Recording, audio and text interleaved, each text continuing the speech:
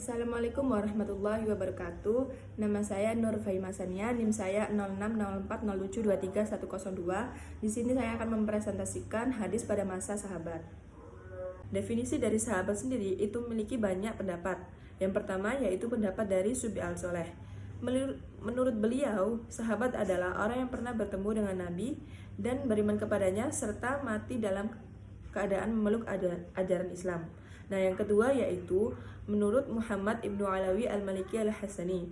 Menurut beliau, sahabat adalah orang yang pernah bertemu dengan Nabi dan beriman kepadanya serta mati dalam keadaan itu. Dari dua pendapat itu, dapat disimpulkan bahwa orang bisa dikatakan sebagai sahabat apabila memenuhi 3 syarat.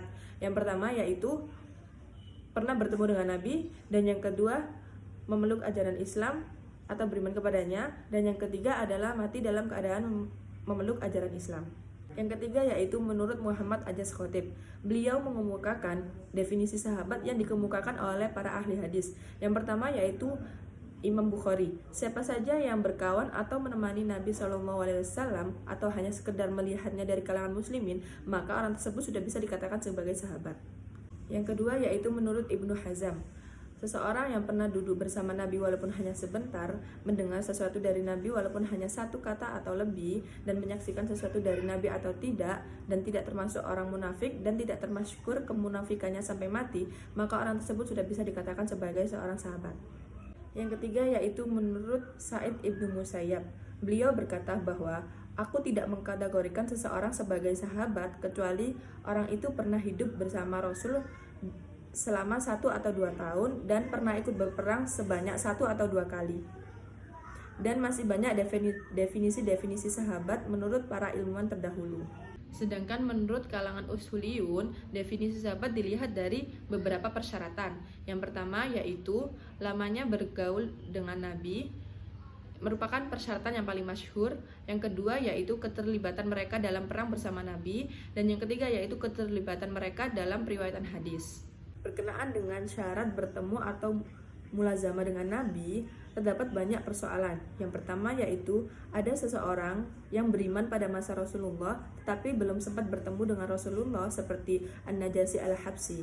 Dan yang kedua yaitu ada orang yang beriman pada masa Rasulullah tetapi beliau belum sempat bertemu dengan Rasulullah, melainkan hanya bisa melihat jenazah Rasulullah seperti Al-Zu'aib Khuwailid Al-Huzali.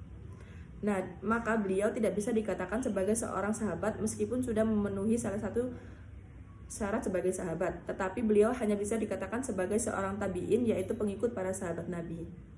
Cara mengetahui kebersahabatan dengan seorang Nabi itu dibagi menjadi 4 tingkatan. Yang pertama yaitu informasi yang mutawatir, yang kedua yaitu informasi lewat khabar mustafid atau masyhur, yang ketiga yaitu informasi dari seorang sahabat tentang kebersahabatan seseorang itu dengan Nabi, yang keempat yaitu pengakuan dari seseorang bahwa beliau adalah sahabat Nabi dengan syarat orang yang bersangkutan itu terkenal keadilannya dan masih berada dalam kurun zaman yang memungkinkan ini. Dan yang terakhir yaitu melalui takziah atau pernyataan dari tabi'in yang siqah.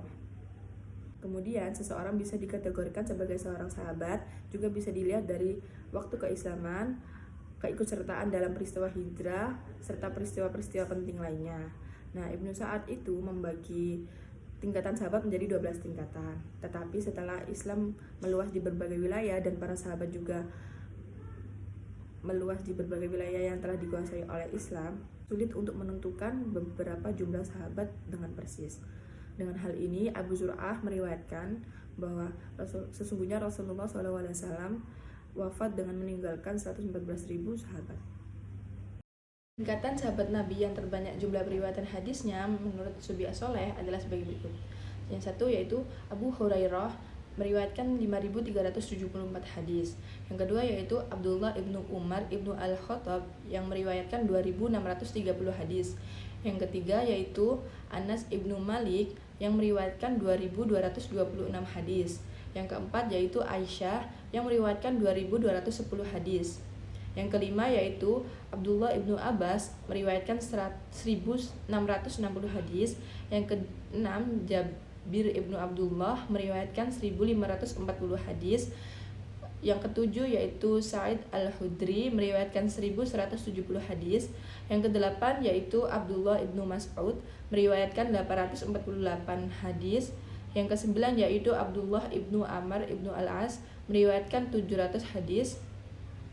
Yang ke-10 yaitu Abu Dzar al-Ghifari meriwayatkan 281 hadis. Yang ke-11 yaitu Sa'ad ibnu Abi Waqqas meriwayatkan hadis dari Abdullah ibnu Abbas, Abdullah ibnu Umar, dan Khawla binti Hakim.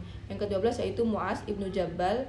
Yang ke-13 Abu Darda, dan yang meriwayatkan 179 hadis. Sekian presentasi dari saya, kurang lebihnya mohon maaf apabila ada benarnya datangnya dari Allah, apabila ada salahnya datangnya dari saya pribadi.